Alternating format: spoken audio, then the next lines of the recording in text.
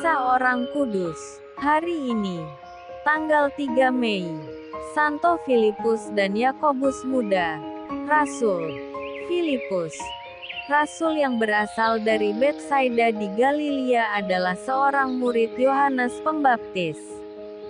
Ketika Yohanes memperkenalkan Yesus sebagai anak domba Allah, Filipus ada di situ.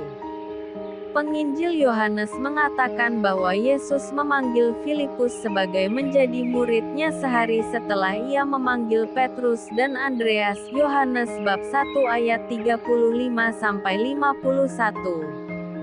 Meskipun tidak banyak bercerita tentang dia sesudah kenaikan Yesus, diketahui bahwa Filipus mewartakan Injil di Frigia, sebuah kota tua di Asia Kecil.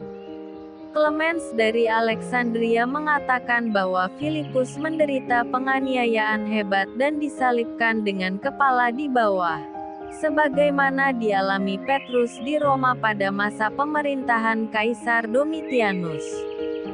Injil Matius, Markus dan Lukas memasukkan Filipus dalam daftar para rasul sebagai orang nomor 5 setelah Petrus, Andreas, Yakobus dan Yohanes.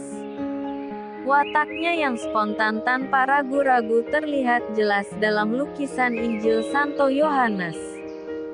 Ia tanpa ragu-ragu mengikuti Yesus tatkala menerima seruan panggilan Yesus. Keyakinannya tentang kedudukan Yesus sebagai Mesias yang dinantikan Israel dinyatakan jelas kepada Natanael. Kami telah menemukan Dia yang disebut oleh Musa dalam kitab Taurat dan para nabi, yaitu Yesus, anak Yusuf dari Nazaret. Pada peristiwa perbanyakan roti untuk 5.000 orang, Filipus dengan spontan menjawab Yesus, roti seharga 200 dinar tidak akan cukup untuk mereka ini, sekalipun masing-masing mendapatkan sepotong kecil saja. Yohanes bab 6 ayat 7. Sebuah cerita yang berhubungan dengan kehidupan Filipus sesudah kenaikan Yesus disajikan oleh Eusebius dan penulis Kristen purba lainnya. Mereka mengatakan bahwa Filipus mewartakan Injil di Frigia dan meninggal di Hierapolis, Asia Kecil. Jenazahnya dimakamkan pula di Hierapolis. Kemudian, relikuinya dikirim ke Roma. Sejak tahun 561 disemayankan di Basilik Rasul-Rasul.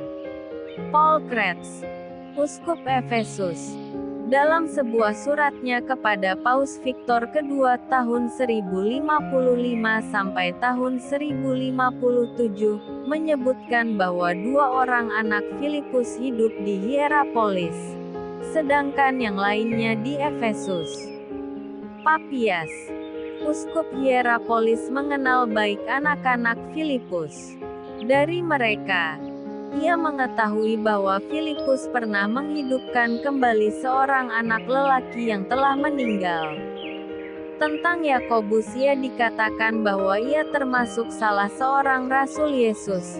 Ia disebut Yakobus Muda untuk membedakan dia dari Yakobus Tua yang terlebih dahulu menjadi rasul.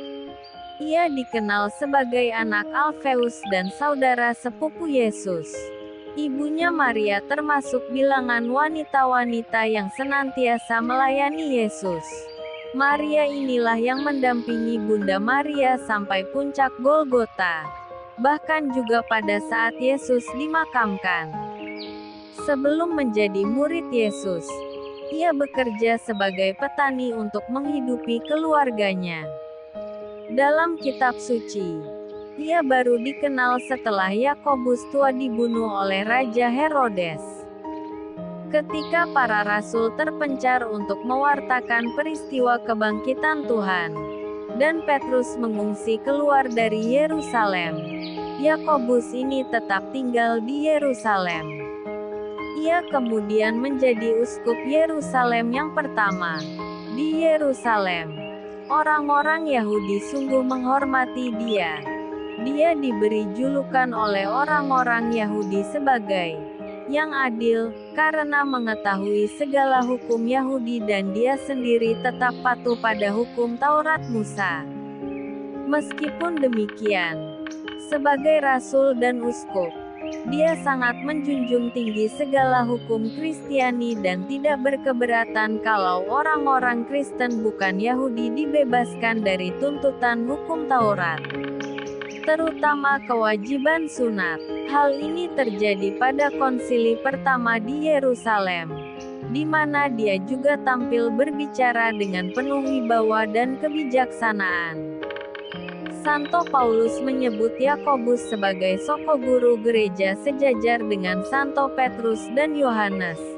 Galatia bab 2 ayat 9. Dalam masa kepemimpinannya sebagai uskup Yerusalem, ia berhasil mempertobatkan banyak orang Yahudi di Palestina. Ketika diadakan konsili di Yerusalem pada tahun 49, ia berdebat dengan Paulus tentang seberapa jauh orang-orang Kristen yang bukan keturunan Yahudi harus menghormati beberapa pokok hukum Taurat. Karena ulah beberapa teman Yakobus, timbullah keonaran di Antiokhia melawan Paulus. Namun kedua rasul ini bersahabat karib. Ketika Paulus tiba di Yerusalem, Yakobuslah yang menasehatkan agar Paulus pergi ke Bait Allah untuk mentahirkan diri dan memberi persembahan. Paulus menuruti nasihat Yakobus, tetapi ia ditangkap dan diseret ke hadapan pengadilan. Paulus sebagai warga negara Romawi minta diadili langsung oleh kaisar sendiri. Maka ia dikirim ke Roma. Demikian Paulus, rasul bangsa kafir itu, sampai di Roma berkat perantaraan Yakobus. Tetapi sebaliknya Yakobus dicurigai oleh orang-orang Yahudi karena mereka tidak mendapat kesempatan untuk membalas Paulus. Karena itu beberapa tahun kemudian Yakobus ditangkap, dilemparkan dari menara Bait Allah lalu dirajam hingga mati pada tahun 62. Menurut sejarawan Hegesippus, Rasul Yakobus menghayati suatu cara hidup yang amat keras. Antara lain, tidak makan daging dan minum anggur. Ia juga tidak memakai alas kaki dan pakaiannya hanya selembar saja. Banyak waktunya digunakan untuk berdoa sambil berlutut sehingga kulit lututnya menjadi sangat tebal dan keras. Surat-suratnya yang lebih menonjolkan perwujudan cinta kasih kepada sesama, terutama yang miskin dan melarat, dimasukkan dalam kanon kitab suci. Santo Filipus dan Yakobus Muda, doakanlah kami. Kakarla Channel.